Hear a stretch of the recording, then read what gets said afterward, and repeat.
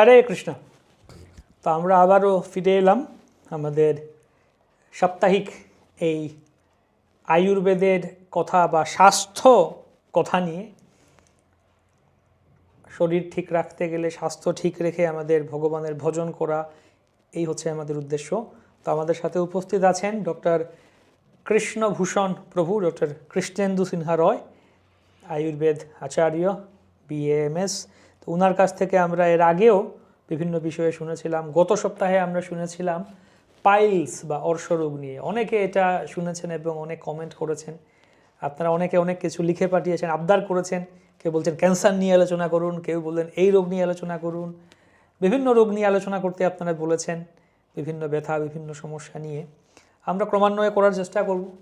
আপনারা, উনি ডাক্তারবাবু বলছিলেন যে গত সপ্তাহের ভিডিওর আলোচনার পর আজকে ওনার কাছে মানে প্রচুর ভক্ত, প্রচুর পেশেন্ট মায়াপুরে, অনেকেই ফোন করে বিভিন্ন জায়গায়, দূর দূরান্ত থেকে, কলকাতা থেকেও আসছেন মায়াপুরে ওনার কাছে দেখানোর জন্য রোগী।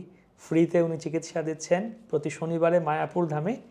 আপনারা আগে দেখে মেসেজ করবেন, ফোন করবেন। তো আজকে আমরা যে রোগটা নিয়ে আলোচনা করব, আপনারাই ডিমান্ড করেছেন, অনেকে লিখেছেন যে IBS, এই রোগটা নিয়ে আলোচনা করা যাক। তো প্রভু আপনাকে স্বাগতম। আমরা সংক্ষেপে বেশিক্ষণ রাখবো না, উনিও খুব ব্যস্ত, সারাদিন রুগী দেখেছেন।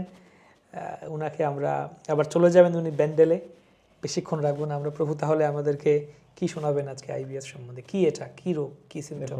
গত সপ্তাহের ভিডিওর পর বেশ কয়েকজন পেশেন্ট, তারা পেটের অর্শও আসছে পেটের সমস্যা থেকেই, তারা বলছে যে আমার কারোর বলছে কোলাইটিস, কেউ বলছে IBS। এগুলোর ওপর আপনি কিছু আমাদের তথ্য দিন, যাতে করে আমরা ঘরোয়া কিছু নিয়মকানুন মেনে আমরা সুস্থ থাকতে পারি। তো IBS একটা সমস্যা, সেটাও কিন্তু অর্শ যেরকম বলেছিলাম বার্নিং প্রবলেম, IBS কিন্তু একটা সমস্যা যেটা বহু পেশেন্ট আক্রান্ত হচ্ছে এবং তারা সমস্যায় পড়ছেন, আমাদের কাছে আসছেন। তো IBS কথাটা হচ্ছে ইরিটেবল বাউল সিনড্রোম। ইরিটেবল একটা ইরিটেশন কথাটা এর মধ্যে থাকছে, মেন্টাল ইরিটেশন এর সঙ্গে যুক্ত থাকছে।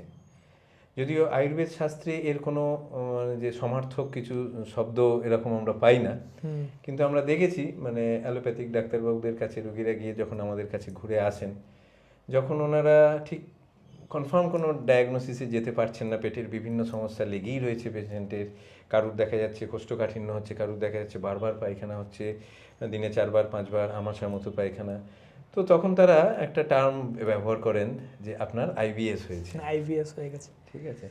তো ইরিটেবল বাউল সিনড্রোম এই কথাটার পুরো অর্থ। তো এখানে আমরা ওইটাই দেখি যে যখন অ্যালোপ্যাথিক ডাক্তারবাবুরা কোনো কনফার্মেটিভ ডায়াগনোসিস আসতে পারছেন না, তখন এটাকে IBS বলছেন।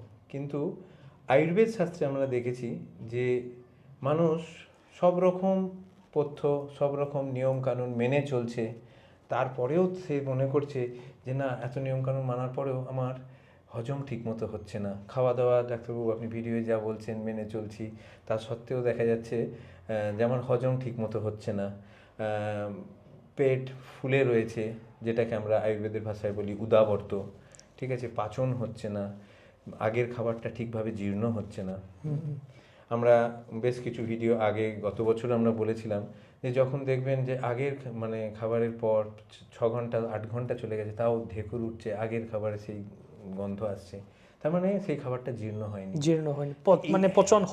হজম হয়নি।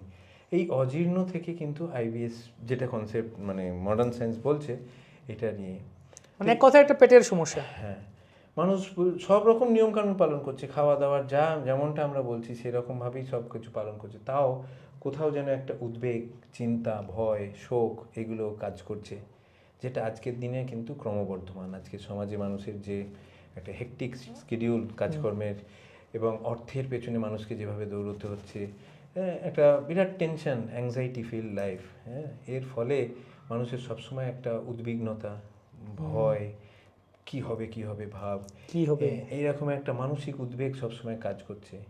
এর ফলে দেখা যাচ্ছে দুটো জিনিসের সৃষ্টি হচ্ছে, যেটা আমরা একটু আগে বললাম, অজীর্ণ, খাবার জীর্ণ হচ্ছে না ঠিক মতো, আর উদাবর্ত।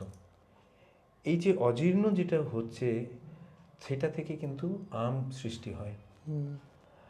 আমরা আয়ুর্বেদিক ক্লাসিক্যাল টেক্সটে পাই যে হচ্ছে অপক্ক অন্ন রস। যে অন্ন আমরা গ্রহণ করছি খাদ্য হিসেবে, সেই অন্নটা অপক্ক পাক হচ্ছে না যখন, সেটা কিন্তু আম সৃষ্টি করে। এবং আমের ইয়ে হচ্ছে মানে প্রচুর মিউকাস মতো ইয়ে পায়খানা মানুষের হচ্ছে, তার সঙ্গে যখন এই যে বিভিন্ন উদ্বেগ, মানসিক যে ভয়, শোক, এইগুলো যখন কাজ করে, শাস্ত্রে অষ্টাঙ্গ হৃদয়ে উল্লেখ আছে যে তখন বারবার একটা মলক প্রবৃত্তি, মানে একটা বেগ আসা, হ্যাঁ, কিছু একটা হঠাৎ কোনো টেনশন, কিছু খবর এলো, হ্যাঁ, মনে হচ্ছে যেন পেটটা গুড়গুড় গুড়গুড় করছে, বাথরুম যেতে হবে। হ্যাঁ, যেমন হয় আমাদের কম বয়সে, আমাদেরও অভিজ্ঞতা আছে যে পরীক্ষার দিন, পরীক্ষা দিতে যাওয়ার আগে কিছুই নেই, আমার সকালবেলা ক্লিয়ার ইভ্যাকুয়েশন, পায়খানা পরিষ্কার হয়েছে, তাও যেন পরীক্ষা দিতে বেরোবার আগে মনে হচ্ছে একবার বাথরুম গেলে হয় পেটটা কামড়াচ্ছে।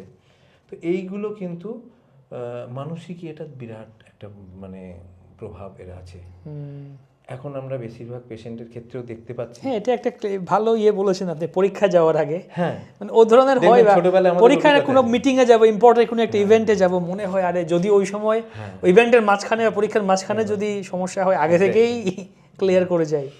কিন্তু ওটা কিন্তু আমার সকালেই ক্লিয়ার হয়েছে। হ্যাঁ, কিন্তু মানসিক এই যে ব্রেনের হাইপোথ্যালামাস থেকে সমস্ত শরীরে যে সিগন্যালগুলো যায়, ওই যে ব্রেনে একটা ওই প্রোগ্রামটা নিয়ে বা যে কাজে বেরোচ্ছে, একটা খুব গুরুত্বপূর্ণ কাজ, বিশেষ করে স্টুডেন্টদের জন্য পরীক্ষা দিয়ে, হ্যাঁ, যেন এটা কিরকম একটা মানসিক। আবার আমাদের প্রবাদও আছে যে খাবো কি খাবো না, যদি খাও তবে পৌঁছে, যাবো কি যাবো না, যাও যদি শৌচে। মানে শৌচেও ডাক দিলে যাবো কি যাও, তো মনে হয় না যাই। হ্যাঁ, এই যে মন একটা মানে ব্রেন থেকে একটা সিগন্যাল যাচ্ছে, সেইখানে পেরিস্টালটিক মুভমেন্ট, এই ইয়ের মুভমেন্টটা বেড়ে যাচ্ছে। হ্যাঁ, তো তার ফলে মনে হচ্ছে যেন একটা পায়খানা পাচ্ছে বা পায়খানা একটা বেগ আসছে, মলক প্রবৃত্তি যাচ্ছে, কিন্তু গিয়ে দেখা যাচ্ছে সেরকম হচ্ছে না, বা একটু ইয়ে হলো, ওই আমের ইয়ে হচ্ছে, আম সৃষ্টি হচ্ছে কেন? অজীর্ণ থেকে। তো এটার মূল কারণ হচ্ছে অজীর্ণ, হজম না হওয়া। হ্যাঁ, এবং মানসিক উদ্বেগ তার পেছনে কাজ করছে, মানসিক উদ্বেগ, মেন্টাল টেনশন। এখন মানুষ সমাধান কি? সমাধান আপনাদের কাছেই আছে, আপনারা এইমাত্র ক্লাস নিচ্ছিলেন, আমি ঢুকলাম। হ্যাঁ, মানুষকে এই ভগবত ভক্তির ইয়ের মধ্যে আনা, একটু সাধন ভজন করা, হ্যাঁ, ভগবানের দিব্য নাম জপ করে, এর থেকে ভালো মেডিটেশন প্রসেস তো আর নেই। কারণ আমার মাইন্ডকে একটু কেয়ার ফ্রি অবস্থায় রাখতে হবে। আমি কিছুই নেই, তাও ছোট ছোট বিষয় যে জিনিসগুলো নিয়ে মানুষ ভাবেই না হতো, কিছু মানুষ আছে, আমরা বহু পেশেন্ট পাই যারা বলছে সেইগুলো নিয়ে আমরা প্রচুর সারাদিন মাথায় ঘুরছে চিন্তা। কেন করছে না তো চিন্তা? কারণ কি হবে কি হবে ভাব। এটা কিন্তু সব থেকে একটা বড় কারণ আইবিএস রোগের, যেটা অ্যালোপ্যাথিক ইয়েরা বলছেন আইবিএস।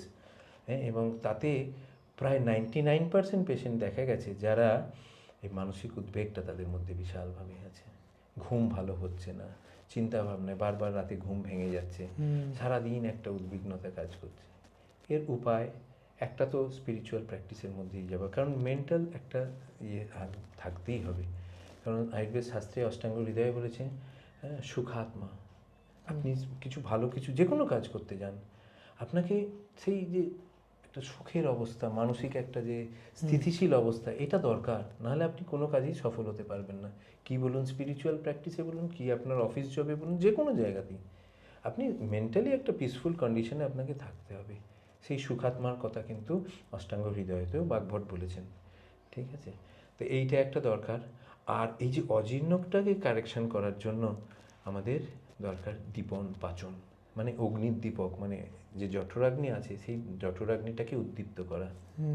হ্যাঁ, তার জন্য আমরা আগের ভিডিও বলেছি, দর্শক বন্ধুরা যদি ভুলে গিয়ে থাকেন আমরা আবার রিপিট করছি। আমরা শুধু আদার কথা বলেছিলাম যে খেতে বসার আগে একটু আদা কুচিয়ে রেখে দিন। সেই আদা কুচি, হ্যাঁ, আপনি একটু চিবিয়ে 10 মিনিট 5 মিনিট আগে, খাওয়ার আগে খাওয়ার সাথে সাথে খাওয়া যাবে। শুরু করুন আদা দিয়ে, তারপরে খাবার শুরু করুন। ঠিক আছে, 5 মিনিট আগে একটু আদা, এতটা আদা আপনি চিবিয়ে নিন। এখন বলছি শুধু দীপন ইয়ের সঙ্গে, আদার সঙ্গে আপনারা একটু হলুদ, হ্যাঁ, কাঁচা হলুদ এবং আদা, সকালে খালি পেটে সব থেকে ভালো। সকালে খালি পেটে ইয়ে করুন, আদা কুচো এবং কাঁচা হলুদ। সকালে খালি পেটে আদা কুচি আর হলুদ, হ্যাঁ, কাঁচা হলুদ খোসা ছাড়িয়ে একটু ইয়ে করে যথার্থ পরিমাণে আপনি চিবিয়ে জল দিয়ে প্রতিদিন খান। যদি কারোর অজীর্ণ খুব বেশি থাকে, আমের ইয়ে যদি খুব বেশি থাকে, সকালে খালি পেটে খাওয়ার পরেও আপনার দুপুরে যখন খেতে বসবেন তার আগে আপনারা ওই আদা কুচো এবং হলুদ একটু চিবিয়ে খান 10 মিনিট আগে। 1 মাস 2 মাস করে দেখুন আপনার অজীর্ণ ধীরে ধীরে ধীরে ধীরে ইয়ে হয়ে যাবে। বাহ, তো এটা একটা টোটকা বলে দিলেন প্রভু আমাদেরকে, সহজ টোটকা যেটা বাড়িতে সহজেই করতে পারি। সবার বাড়িতে আদা আছে, আদা কুচি করে, বা আজকাল তো গ্রেটার আছে, হ্যাঁ, গ্রেটারে একটু গ্রেট করে নিয়ে আদা কুচি নিয়ে, হলুদের রস আর আদা কুচি, হলুদের রস, হ্যাঁ ওই হলুদটাকে থেতো করে বা আপনি চিবিয়েও খেতে পারেন। চিবিয়ে খেতে পারেন, একটু কেটে নিয়ে ছাল ছাড়িয়ে একটু কেটে চিবিয়ে খেতে পারেন। না হলে এটাকে ওই কি আছে কি বলে এটাকে, এই শিলনোড়া হোক বা যাই হোক, হ্যাঁ, ওটাতে বেটে, একটু হলুদের বেটে রস নিয়ে একটু হলুদের রসের সাথে আদার রস, হলুদের রস মিশিয়ে খাওয়া যেতে পারে।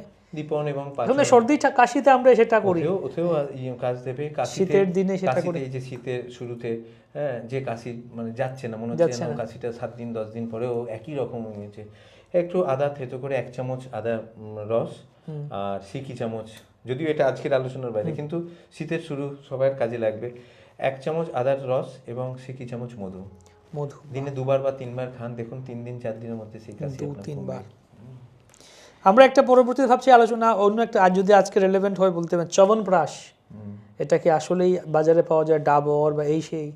দেখুন চ্যবনপ্রাশের ডাবর বলুন বা মানে এখানে ডাইরেক্ট কোনো কোম্পানির নাম বললে কোনো আচ্ছা, অন্য আচ্ছা, কোম্পানি যাই হোক। হতে পারে, তবে না, আমি কি বলছি, brand বিভিন্ন ব্র্যান্ডের চ্যবনপ্রাশ পাওয়া যায়, ভালো আছে। তো সেটা কতটুকু চ্যবনপ্রাশের কার্যকর? দুটো ভ্যারাইটি আছে, একটা হচ্ছে জেনারেল ভ্যারাইটি আর স্বর্ণঘটিত চ্যবনপ্রাশ। আমরা নাম বলেও দিতে অসুবিধা নেই পেশেন্টদের বা দর্শক বন্ধুদের সুবিধের জন্য। ঝান্ডু কোম্পানির সোনাপ্রাশ আছে, ডাবরের রত্নপ্রাশ আছে, উনঝার, আমরা কোনো কোম্পানির প্রতি স্পেসিফিক্যালি কোনো রকম ইয়ে করছি না, উনঝা কোম্পানির রাজওয়ারি চ্যবনপ্রাশ আছে, আপনারা নেটে সার্চ করলেই পাবেন রাজওয়ারি। এগুলো সব দামি চ্যবনপ্রাশ, এগুলো শীতকালে কেন সারা বছর মানুষের জন্য খুব উপকারী। এবং চ্যবনপ্রাশ যেটা করে, চ্যবনপ্রাশ হচ্ছে আয়ুবর্ধক। আমার যাতে তো আইবিএস এ কানেক্টেড আছে কি এই সমস্ত কিছু? না, তবে মানুষ জেনারেল যে ইমিউনিটি এটা অনেকটা কমে গেছে, সেটাকে বাড়াতে গেলে চ্যবনপ্রাশ খুব হেল্পফুল।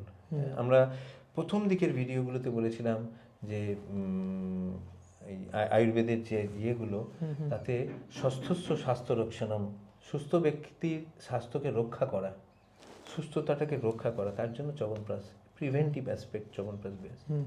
চ্যবনপ্রাশ সকালে সন্ধ্যায় নেওয়া যেতে পারে। শীতকালে 2 বার করে নিন, সারা বছর শুধু রাত্রিবেলা শোয়ার আগে চ্যবনপ্রাশ, একটু হালকা গরম দুধ 1 কাপ সঙ্গে চুমুক দিয়ে দিয়ে খান, দেখবেন সর্দি কাশি জ্বর জ্বালা বা এমনি এই যে শীতের শুরুতে গা ম্যাজ ম্যাজ করে, একটু গা হাত পায়ে ব্যথা, এগুলো থাকবে না।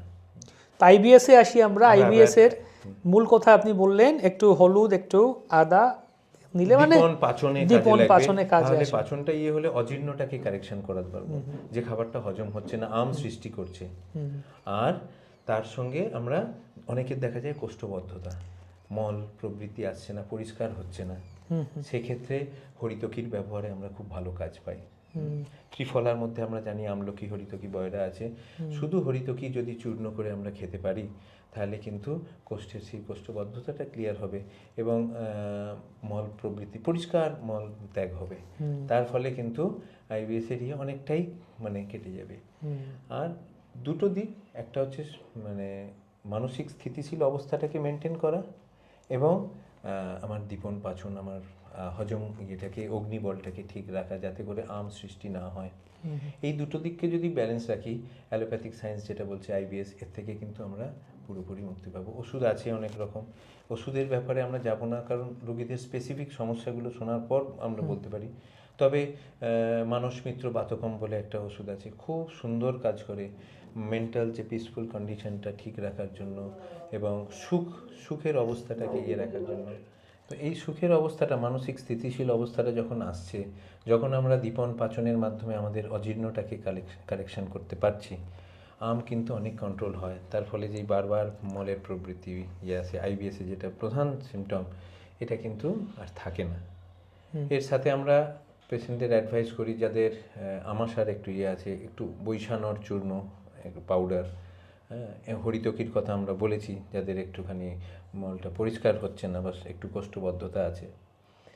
আর সেরকমভাবে কিছু করার নেই, তবে এইগুলোর দীপন পাচন এবং একটু মেডিটেশনাল যে প্র্যাকটিস, এইটা যদি ঠিক রাখে তাহলে দুদিকটাই ব্যালেন্স রেখে আইবিএসকে কন্ট্রোল করা যায়। এর সাথে আমরা দর্শক বন্ধুদের আরেকটা জিনিস মানে অ্যাডভাইস করব যে আপনারা সকালে ওঠার অভ্যাসটা রাখুন এবং 0.5 ঘন্টা 40 মিনিট আপনারা হাঁটুন। এটা কিন্তু এর পক্ষে খুবই উপকারী। হাঁটুন এবং যদি সম্ভব হয় ব্রিদিং এক্সারসাইজটা করুন, প্রাণায়াম।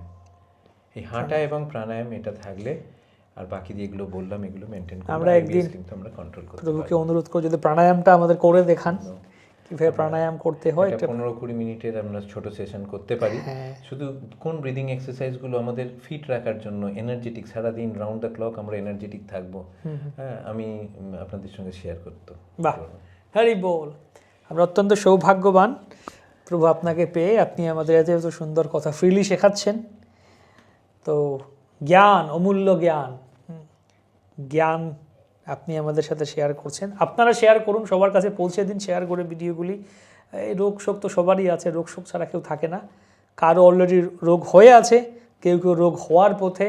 আগে থেকে সবার সাথে শেয়ার করুন, সবাই জেনে নিন, সবাই বুঝে নিন, করছেন। তার প্রমাণ আজকে পেশেন্ট এসেছেন বেলুর থেকে, একজন আমার নাম লিখিয়েছেন, দেখছি ওনারা 3 জন এসেছেন। কাল রাত্রিরে ভিডিও শেয়ার করেছেন আরো 2 জনকে, তারা বলছেন আমরাও যাবো তোমাদের সাথে ভোরে ট্রেন ধরে।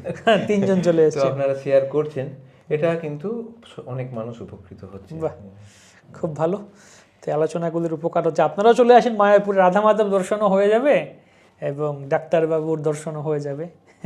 এটাই অনেকে বলছেন যে আমরা রাধা মাধব দর্শন করবো, আপনাকেও কাছেও দেখিয়ে নেব। ঠিক আছে, ধন্যবাদ। ভালো থাকুন, সুস্থ থাকুন, এই প্রার্থনা করি, প্রত্যাশা করি। হরে কৃষ্ণ। হরে কৃষ্ণ। জয়।